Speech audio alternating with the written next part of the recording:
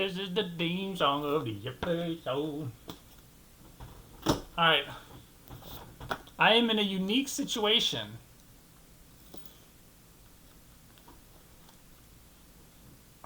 Now, here's enough prep. Here's the thing. The most right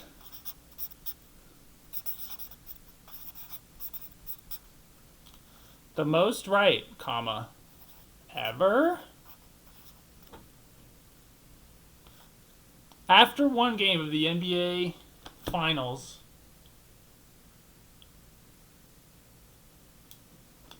I might be the most right I've ever been. Now, it's not over. Like, the finals are not over, but my guy, I picked one of two players. In 2020, whatever, I picked one of two players. Whoopsies. And I was like, I would rather have this player than that player. And my guy just took the lead. Jalen Brunson, he just took the lead over the other guy. Jalen Brunson. And I'm going to tell you, before I tell you who the other guy is, most people, I got like 2 people who watch any of this. And only when I remind them to watch it. And they know. Those people, I promise you that those 2 people who do watch me, they know. They know about this whole thing. But Jalen Brunson just passed the other guy. And I'll put the other guy in quotes. We don't know who that is yet. Who could it be? In 2000, whatever, what year was it where the Mavericks played the Phoenix Suns and they destroyed the Phoenix Suns in Game 7? What a series that was. The Mavs just decimated them in Game 7. It was insane in Game 7. It was absurd. They never recovered. And then they went on to the Warriors, and everybody says we had no chance against the Warriors. We had no chance against that team, whenever. Anyway, that year, 2022, the Western Conference semifinals. It was Game 3 of that series. We had not even gotten Game 7. When did I make this call? I made a call. Let's put that on here. I made a call, and I'm going to put a call. I should have just put call by itself in quotes, but I made a call in 2022. Now it says this is 2022 Western Conference Finals or semifinals. I don't know if that means it was spring of 2022 or spring of 2023 or spring of 2022. I don't know. And I don't give a flip. Conference semis. It's game 3 or 4. It's before Game 7. I know this specifically. Before Game 7. I had a little conversation with myself. We're going to put this next part in quotes. Because this is the next part of the video. The call. What was the call? I was watching the Dallas Mavericks. Like I do. That's my team. And I said this to myself. There was nobody else in the room. I said this to myself. I said, I would rather start, if I had to start a franchise, or start building a team from scratch, and I could start with Jalen Brunson, or I could start with Luka Doncic. That was the question.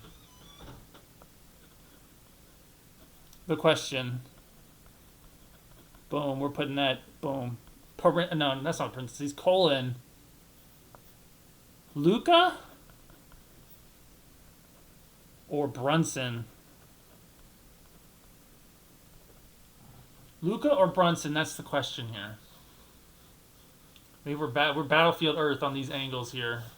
This is the Battlefield Earth videos. Luka. I spelled Luka's name wrong. Luka or Brunson? I picked Brunson. I picked Colin, because I like Collins. I like punctuation. Brunson. I always said I would rather have Jalen Brunson than Luka Doncic. And then Jalen Brunson signs with the Knicks for like not that much. And everybody says, why are they paying Jalen Brunson so much? And I'm like, what? I don't really get it. I'm like, what? And he goes off and he's good there, but like I don't really like watching the Knicks. And you know why? It's because I hated Tom Thibodeau.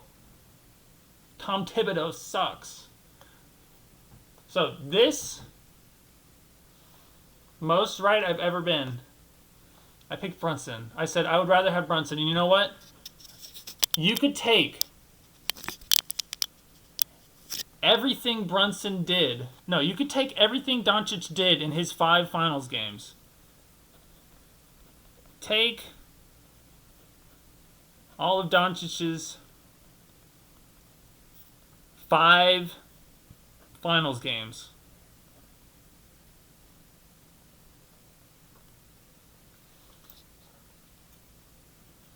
They are worse. There's less in them. They worse than what Brunson's already done. Now you could say that I'm jinxing Brunson. I sometimes think that. But I don't give a shit. I'm allowed to jinx anybody but the Mavericks. That's just the truth. Jinxing people is fun. They're worse. All of Doncic's 5 final games is worse than Jalen Brunson's 1 game so far. They already are equal in finals games 1.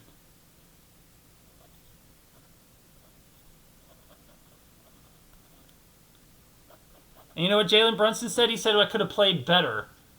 He said it wasn't really my night, he said. That's some scary shit. You don't want your guy saying that. Or you don't want your opponent saying that. Because you know what? He might do better the next night. And you already lost. Now, it's not over. The series is not over. Alright, let's get just to the finals now. But that's the most right I've ever been. If that's the only thing you care about, is just learning about the most right I've ever been, that part of the video is over. And now I'm just going to talk about the NBA Finals. What were my notes? So I don't have to go forward in my pages. Wait a second. Go back. The most right I've ever been. When I wrote the, and it was like, I guess I wanted to get the part on camera. Here it is. First of all, I went back and I watched the Spurs versus the Knicks in the in-season tournament. Let's look back at this, actually. These are my notes from the in-season tournament game between the Knicks and the Spurs. This will be the second part of the video.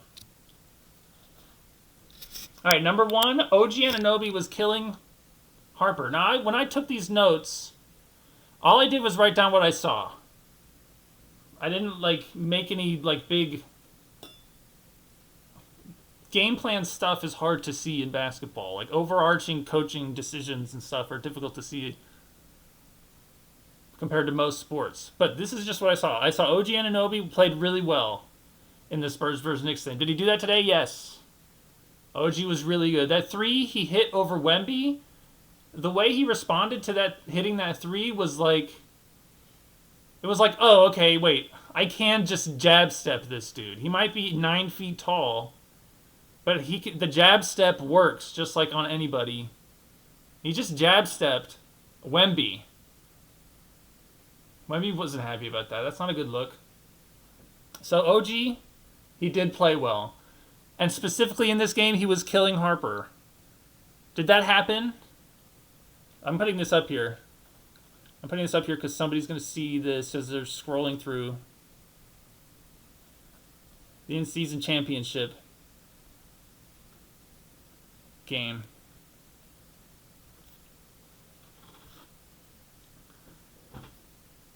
Harper is incredible. Fuck you, Harper These are just notes now for this game. Harper, incredible. Incredible.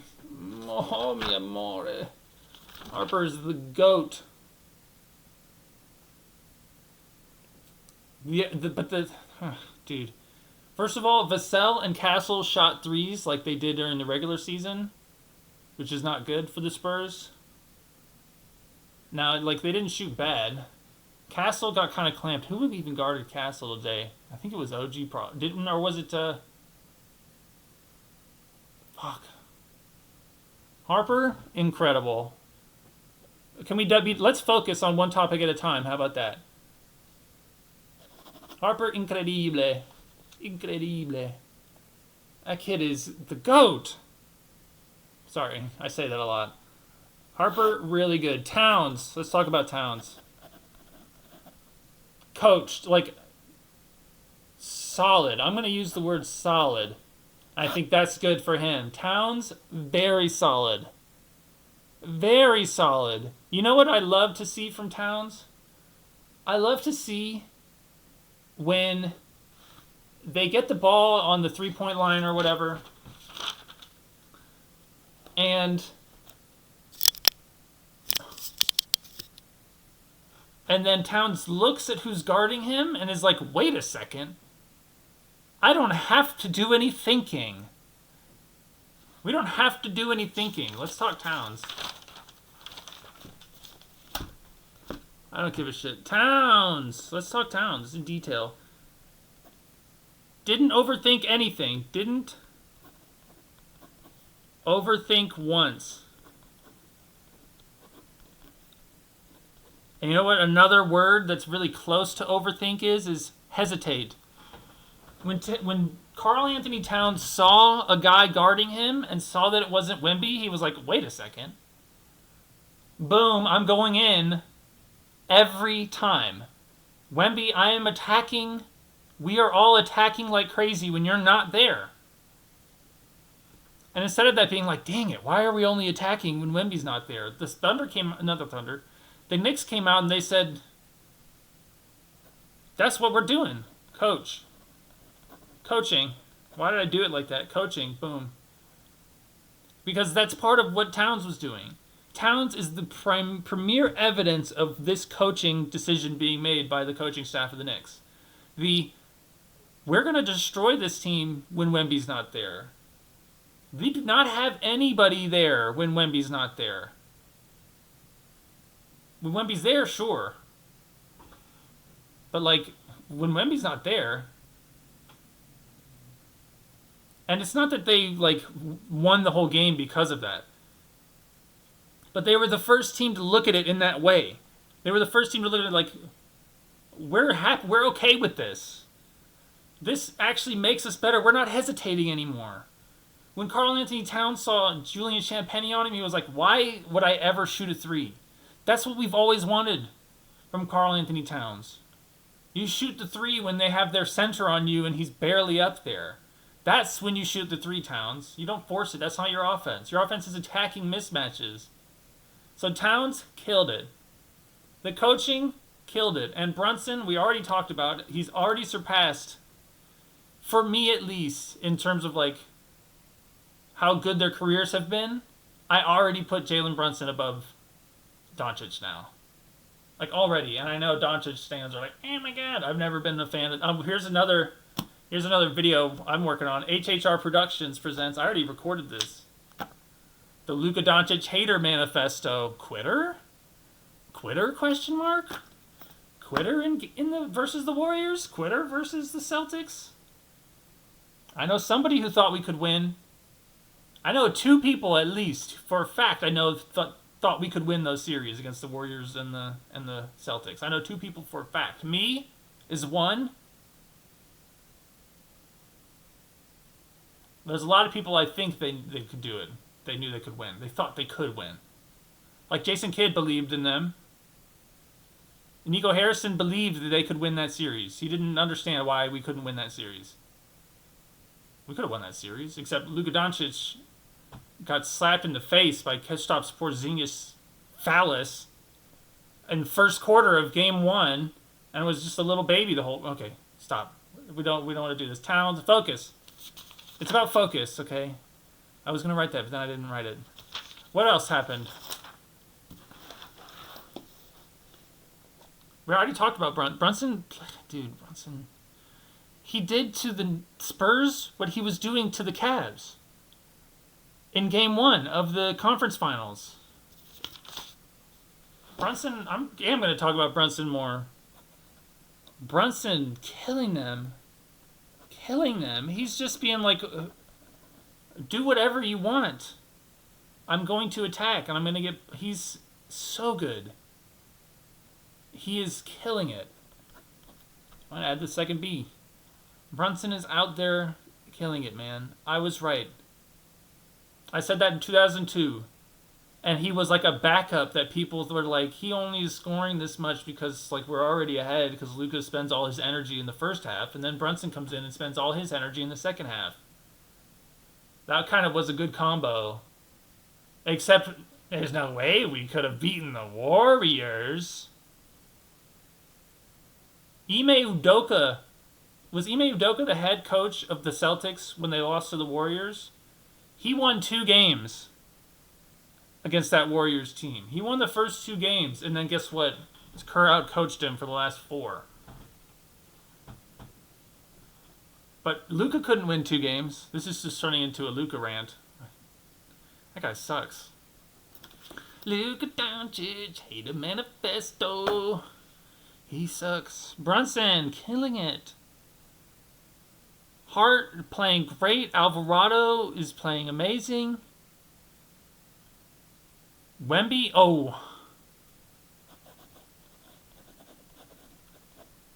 Wemby not so big.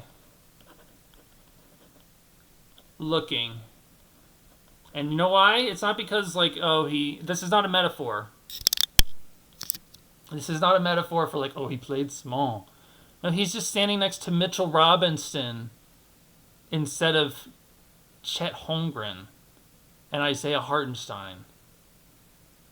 Okay, Isaiah Hartenstein's a big, and he is big, but he's not as tall.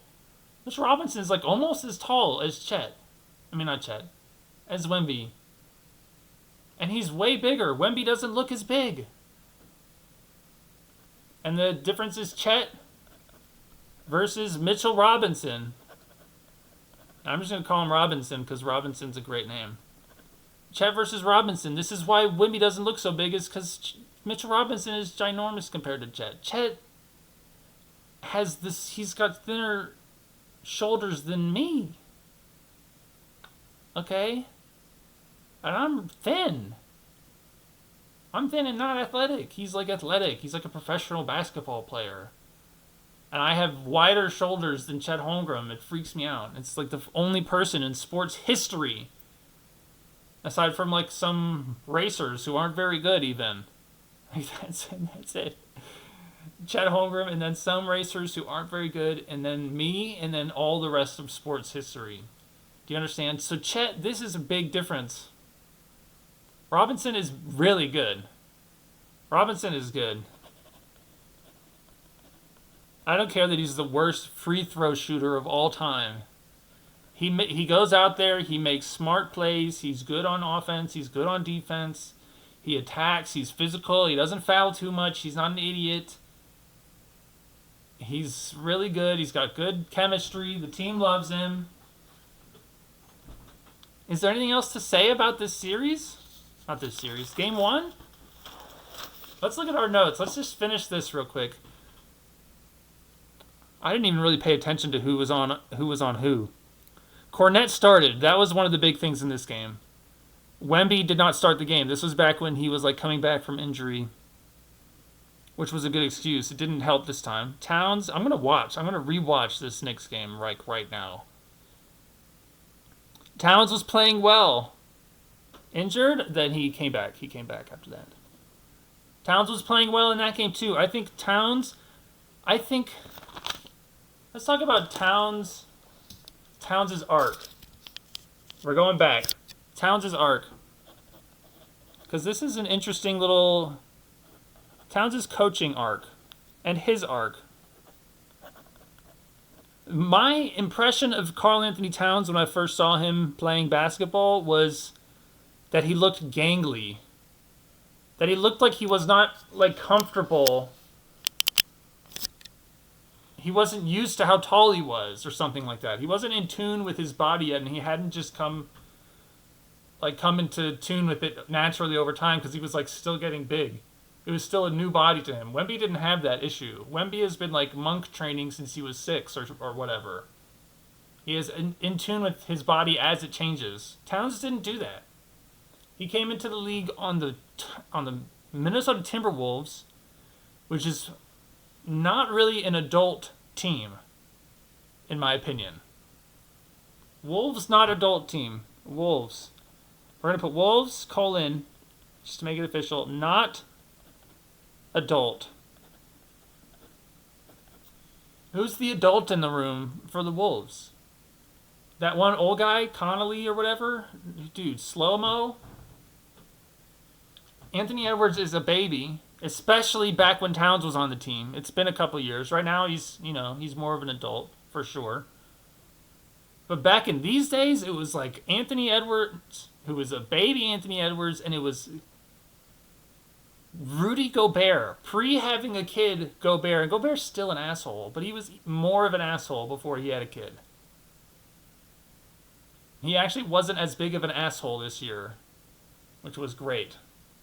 I actually kind of liked the Wolves a little bit. But there's no adults on this team. The coach is not an adult. I mean, nobody else talks about the coach that way, but the coach of the Timberwolves to me is like, he's just as much as like a pouty baby as any of the rest of them. Next was the Knicks. And here's what I'm going to say about the Knicks. Knicks, boot camp. Boot camp. This, to me, perfectly describes Karl Anthony Towns' coaching arc and his career arc right now. He got a 1-year boot camp. You know what the thing about boot camp is? The sergeants there are bigger assholes than like the sergeants in real life, for the most part. Like when you actually get deployed and shit. The sergeants in basic are like trained on how to be an asshole, like they're doing it on purpose. You know who that reminds me of? Tom Thibodeau. Tom Thibodeau is such an asshole. I'm so happy Tom Thibodeau is gone.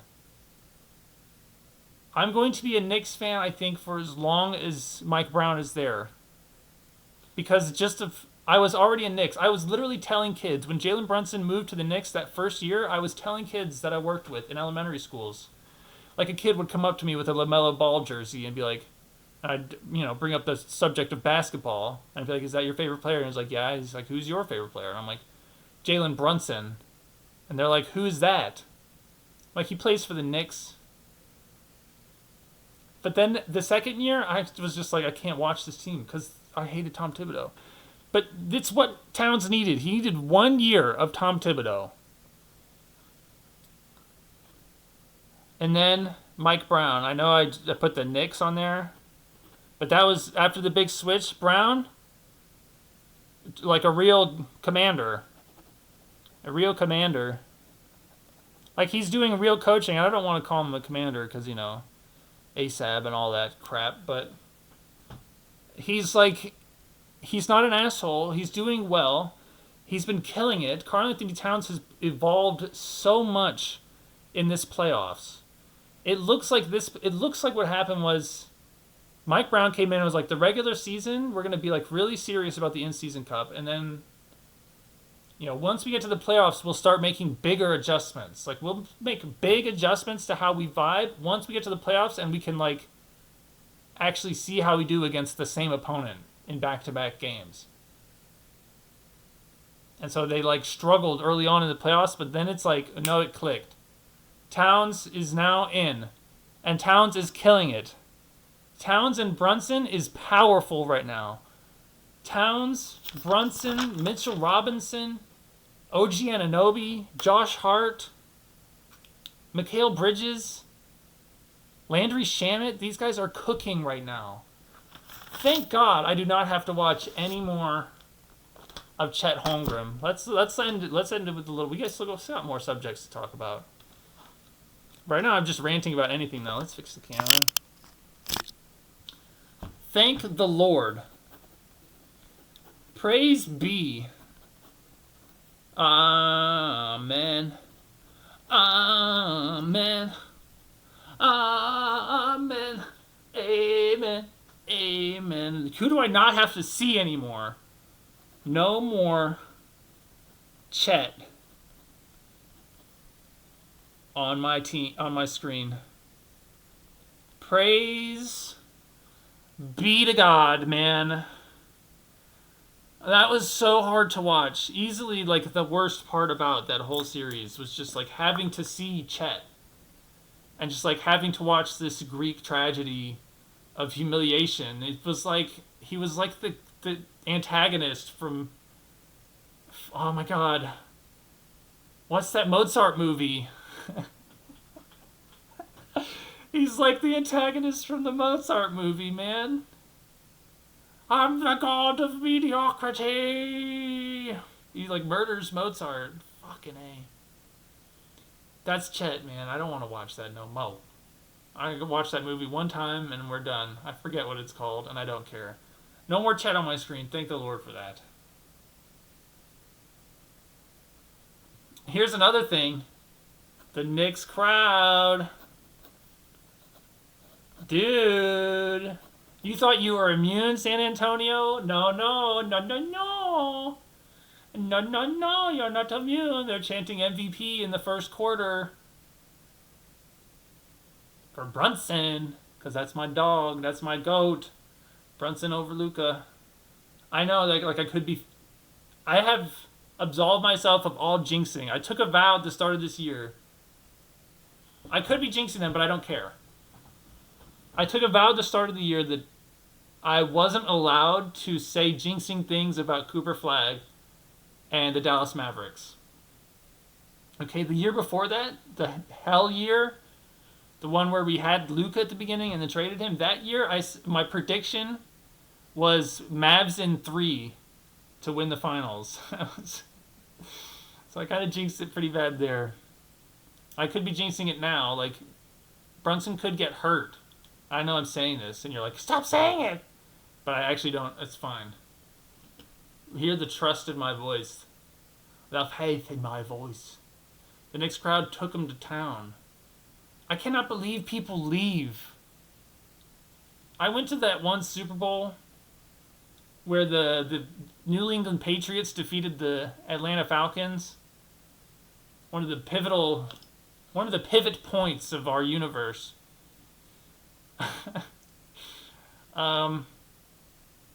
People were leaving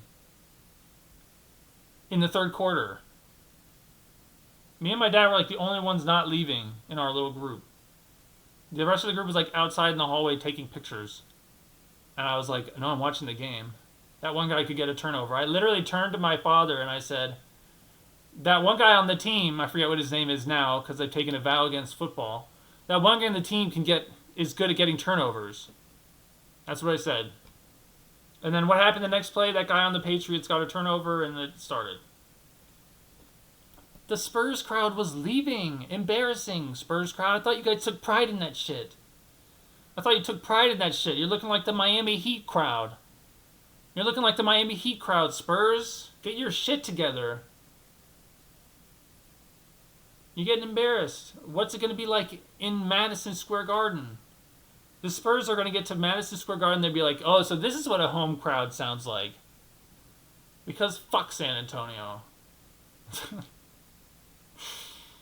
Alright, I don't think I have anything else to say about this game. Good game. Very good game. I'm going to watch it again, like right now. I just started paying... Here's just an ad. I'm going to put this on your ad. I bought NBA TV before the season. And like a week into the season, I was like, yeah, that was a good money. That was well spent. After 1 week, I was like, okay, I've gotten kind of used to this now. And that was worth it.